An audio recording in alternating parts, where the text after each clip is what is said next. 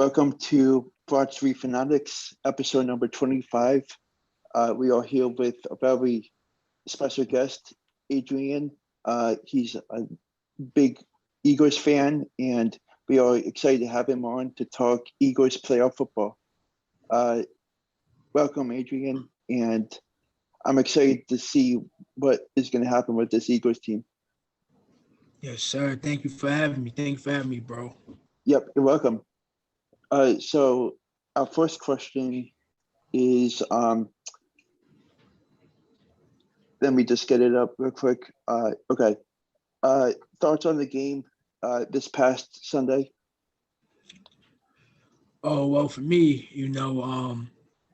another slow start for us, which is kind of not the best thing to have, going into playoff football, but Mhm. with great leadership, with Jalen Hurts and, Sirianni and, the vets that we have, it was a good game overall. The defense stepped up in the second half, had some sacks, for some punts that I don't know if they even punted in the first half, so it was tough. But it was a good game overall for us. And another, division games are always tough. Mhm. So it was a good game overall, in my opinion. Yeah. What do you think the Eagles need to do in order to win and possibly get a better seed in the playoffs on Saturday? I don't know yet if they're even concerned about getting a 6 seed, or if they're just content, being where they are. Honestly, I think they need to rush, most of the guys. I really do, Lane, his history of injury, and Kelce a little older, and just even Hurts with his ankle. Just rest those guys. We don't need, you know, Lane Johnson going out there and hurting his knee or something. Yeah. We don't need it, But I do think, do not sleep on Gardner Minshew. He can go out there and get us a win.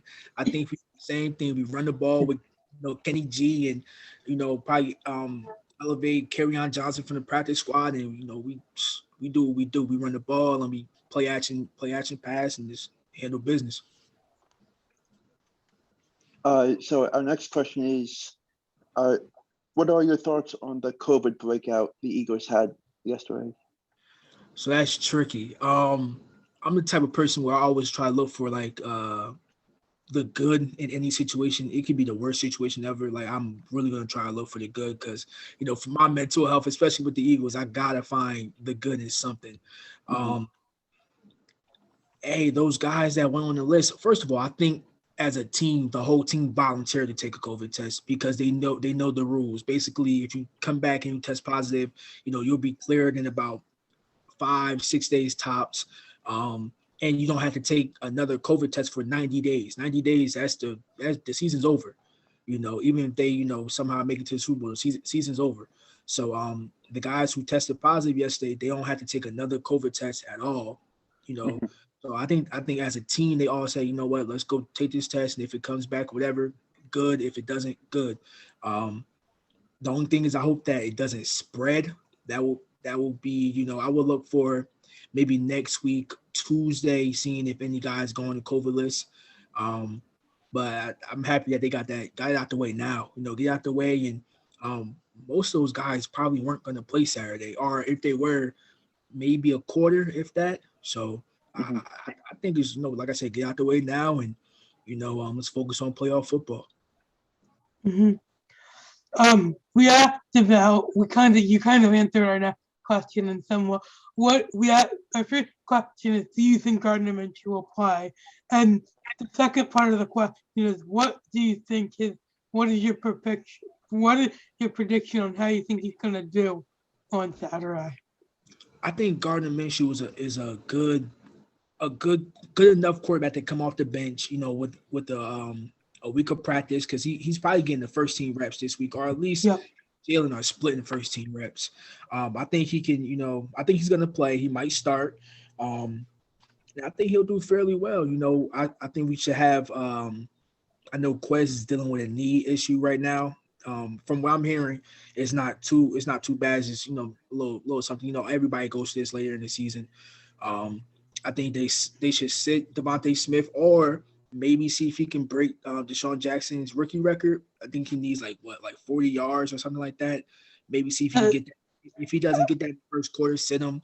But let Minshew play with like Rager, Yeah, Howard, Ward. Let him play with those guys. yeah. I think it would be cool they sat him and then he broke Sean Jackson's rookie record in the playoffs. Yeah, That would be something cool to watch. yeah. I don't remember the last time we really had a receiver like that was D-Jack and probably Macklin. So as far as like actually being drafted here. So yeah, I think he plays, and I think he does well. I don't like Dallas. None of us likes Dallas. So hey, Eagles big Saturday. What's the next question? So my next question is, what are your thoughts on Jason Kelce and how he's been with this organization the past couple of years? And do you think he's going to have a big picture with this organization in the years to come? I think for Kelce, he's the GOAT, man. Like when it comes to us, when it comes to the Eagles, he's just the GOAT, and he really hits on those core values that Sirianni was talking about when he first got hired, by the Eagles. He hits on every one of those core values, and his toughness and just him being a leader. He's not. People think he's just some big. He's not that big for offensive lineman. He uses like technique in his brain a lot, and he just out leverages the defender, the defensive lineman. But man, Kelce's special. He's one of those guys where it's like I can see him play if he wanted to. I can see him playing another 3 years at a high enough level. Last season wasn't his best season, and I think that's why he was kind of thinking about retirement. But then on the flip side of that, he's saying he didn't want to go out like that.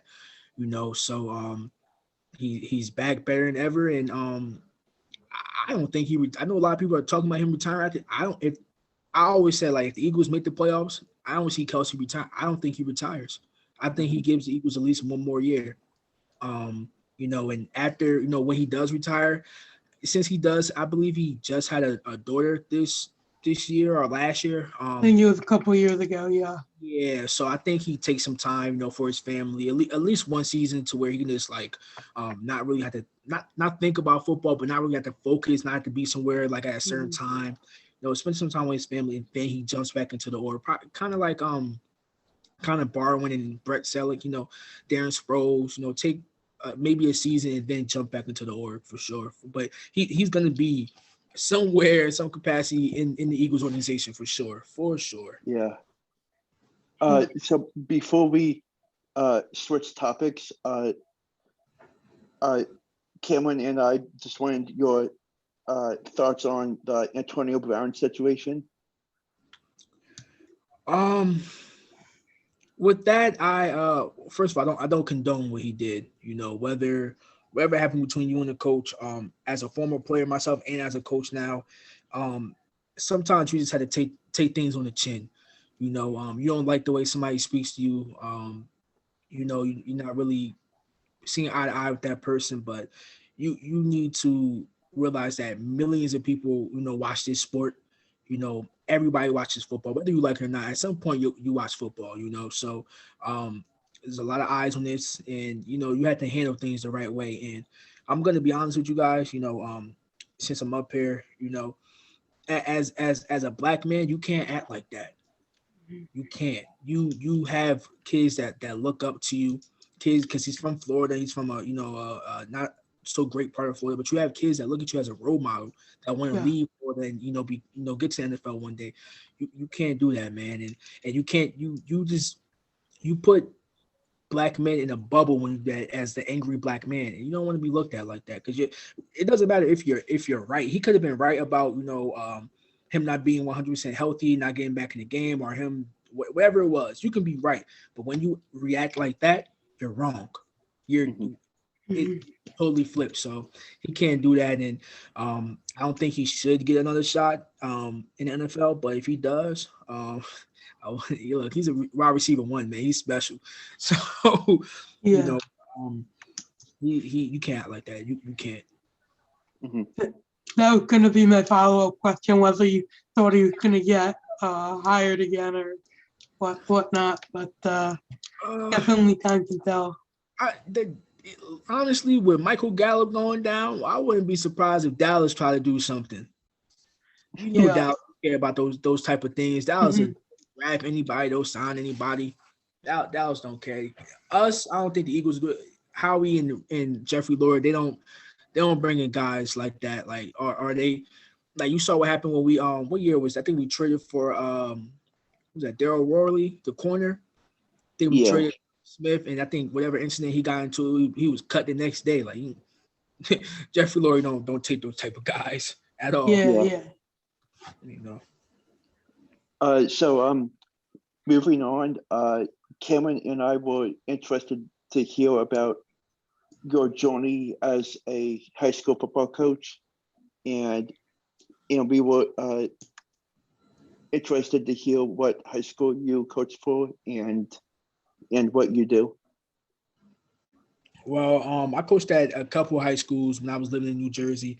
Just moved from Jersey to North Carolina back in May of this year, of last year, if I'm not mistaken. So I coached at Paramus Catholic High School in Paramus, New Jersey. I coached at Barringer High School in North New Jersey. I coached at Quinton Peace High School in North Arlington. So I coached at several different high schools. I also still, even though I'm down in North Carolina, I still run a Pop Warner team that I'm the president of, from ages 5 to 15. Right now I'm coaching at a prep school actually in Charlotte. Well, technically it's in Matthews. It's called Jari Prep. We're actually changing the name to it really soon. Basically a prep school is for, kids who might not have any offers coming out of high school, or they might have offers, but their grades aren't all the way there. And instead of them going to like a junior college, play football at junior colleges now, you have to graduate with your associates before you transfer. It's a requirement. It's if you want to play football.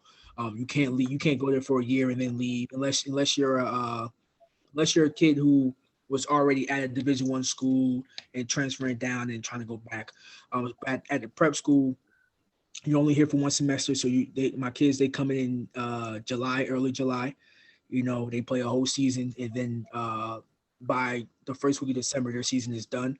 And then in January, now they transfer to their four-year university. We help them get into different schools. Like I have a couple kids that are now going to UNC Charlotte, UNC Chapel Hill, Temple. Just from this past season that just ended. So right now I'm a defensive coordinator at that prep school. We finished off the season 11-2. Only gave up 3 touchdowns all season. So I take pride in that, and I work hard, and one day I do want to coach on the Division I level. My time will come. The right opportunity will come. But my whole goal is I just want to get kids to the next level. I want to make them a better them, make them a better football player, a better man. Not only for them but for their future family. So I love coaching ball, man. And this is I watch film all day. It's my life, man. What's your favorite memory from coaching?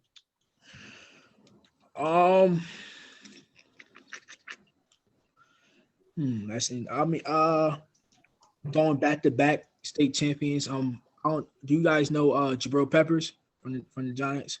Yeah, I coached Brill at Paramus Catholic. So I got back to back state championships there. I coached a kid who played for the Eagles, who's actually balling right now for the Packers, Rasul Douglas. I coached him in high school. There's coaching guys that are now playing at the next level and winning state championships. Look, like I said, I want to get these kids to the next level, but let's be honest, man, we're all here to win championships. Like, I gotta win a championship. You don't win a championship, you lose your job. That's how. So. But probably my best memory is coaching Brill at Paramus Catholic and winning the state championship with him. So the last question is, what got you into coaching high school ball? I tried. One, I'm only about 5'9.5". Knew the NFL wasn't going to be for me. So when I did play college ball, I played at UNC Charlotte my first few years, and then I transferred to Rutgers. But when I did play college ball, I was productive, but then I blew out my knee. Came back and then just got too many concussions. I was always a thumper. I love to hit. That's like we at practice we can hit all day. We don't even have to touch a football. We can hit all day. That's my thing. But too many concussions.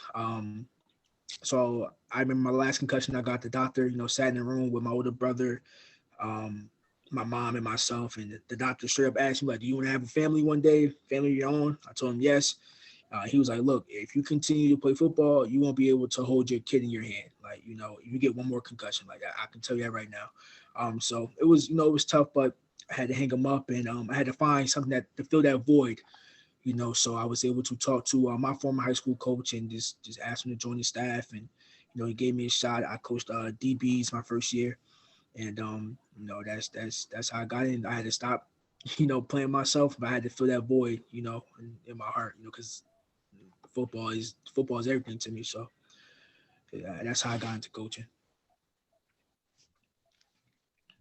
So before we end this episode, I just wanted to ask you your score prediction for Saturday. Oof. I'm going to go Spurs 31, Cowboys 28. Overtime victory. Jake Elliott kicks the game-winning field goal. Yeah, because the Cowboys don't have anything to go for either because they can't get the number one seed anymore. Yep. And if they want the 2 seed, they could play for the 2 seed, but the Bucks aren't losing to the Panthers, and that's not gonna happen. You're not gonna get the 2 seed. Yep. I'm ready for playoff football, man. Same. Wait, before we end, how far do you think the Eagles can make it in the playoffs? I tell you this: if we match up with the Bucks round 1, we're going to beat the Bucks. We come in healthy, and we're going to beat the Bucks down in Tampa. If we end up matching up with the Rams, that's a little different challenge, only because I don't know how our D-line will pressure Stafford, but if they can get to him and just make him shaky a little bit, he'll fold. But it depends on who we match up in round 1. Out of those 2 teams, though, I can say we make it to the division round now. Playing Aaron Rodgers in Green Bay next, our season might end that week. But every team in the NFC has a weakness. There is no team without that's just flawless. Like we might have saw last year from the Bucks, or we saw from the Chiefs before the Super Bowl. Every team has a flaw. Like I don't think Dallas can cover like that. The Cowboys. I don't think even though Sula's balling, I don't think the Packers can really cover like that. Tampa definitely can't cover to me. Their secondary is weak. I like Arizona. With Brashard Breeland now, Arizona can make some noise. With DeAndre Hopkins coming back and James Conner, they can make something work. With Zach Ertz, obviously, but I got the Birds probably losing in the second round. Definitely winning wild card weekend though. Yeah, it's gonna be very interesting to see. One last thing that popped in my mind. What were your thoughts on Big Ben's performance last night and the moment with his family and stuff? Well, one, I'm a realist. I think Ben, for him to go out, his last game at Heinz Field, it wasn't crazy impressive to me. He didn't throw for 500 yards or 400 yards where he just threw the ball every play. And I think that's because they're still in playoff contention, so they had to still win the game. They know they can't do that with him. I am happy for him if that is his last game there. To share that moment with your family, that's a beautiful moment. Mm-hmm. I don't think it was too impressive as far as like his numbers and what he did and everything. He wasn't God tier. Like Yeah. I am happy for him. He's a legend. Over there. He's gonna be a Hall of Famer. For sure. So thank you, Adrian, for taking the time to come on and talk Eagles football. And we are thrilled to see what will happen with our team this Saturday and in the playoffs. And